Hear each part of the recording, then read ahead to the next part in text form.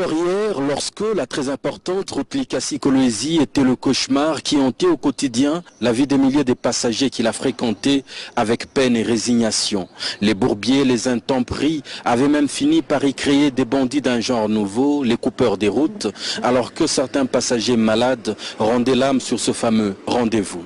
Le temps de la réhabilitation donné, aujourd'hui l'honorable Moïse Katumbi Tshapwe peut enfin souffler, car d'un bout à un autre, sur tous ces 300 km en partant de Lubumbashi, cette route est entièrement asphaltée, réhabilitée par les frais générés par les recettes du péage, bien gérées. Un autre défi à relever était celui du pont jeté sur le fleuve Lualaba. Le pont jusque-là en usage n'avait que 104 mètres de portée et ne pouvait supporter plus de 10 tonnes. Un sérieux handicap social et surtout économique.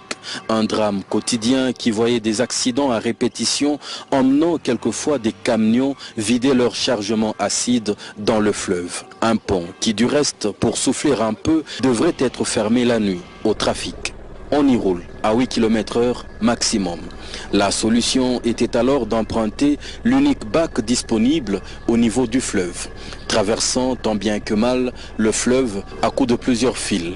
Sans attendre, le gouverneur invite à sa table l'entreprise chinoise Crexet qui, en janvier 2011, lui présente la maquette surréaliste d'un nouveau pont à jeter. Très difficile à croire, surtout au vu du budget qu'il requiert, pas moins de 36 millions de dollars américains. Sans attendre, les travaux débutent et le gouverneur ne passe aucun mois sans en inspecter l'avancement et encourager les travailleurs. Il veut que l'ouvrage fût livré dans le délai. Un véritable énorme atelier est installé alors à ciel ouvert pour enfoncer le nouveau pont.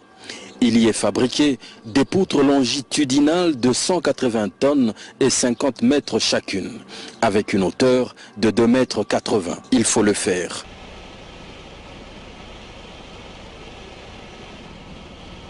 Je crois que ça c'est un signe visible du réveil du géant Congo.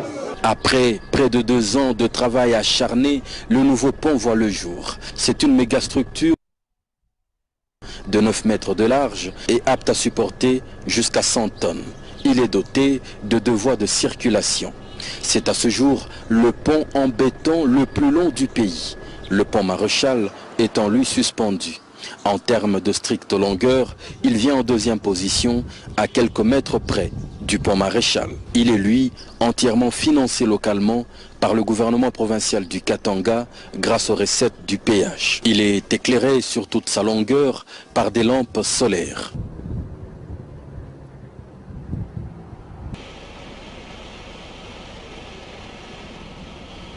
Avec un grand plaisir, le gouverneur Moïse Katumbi Tshapwe, accompagné de la population des environs, a foulé enfin ses pieds et traversé ce jeudi 26 décembre 2013 l'ouvrage fini. Qui l'eût cru? Qui l'eût imaginé? Et pourtant là, au-dessus du fleuve Lualaba se dresse la nouvelle merveille